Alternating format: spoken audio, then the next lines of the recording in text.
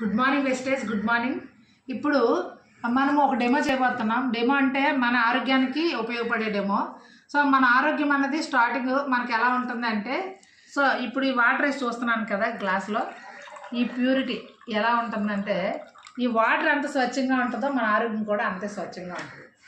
అయితే ఇటువంటి మన ఆరోగ్యాన్ని మనము బయట వేస్ట్ ఫుడ్స్, ఆ తర్వాత ఎక్కువ జంక్ ఫుడ్స్, తర్వాత అంటే నూడిల్స్ కానీ మొత్తం అన్నీ కూడా మనం అలాంటివన్నీ తినడం వల్ల, బిర్యానీలు బయట ఎక్కువ తినడం వల్ల ఎలా అవుతుంది, మన బాడీ ఇలా తయారవుతుంది. ఇదిగోండి, నేను ఈ బటాడీని వేసి చూపెడుతున్నాను మీకు.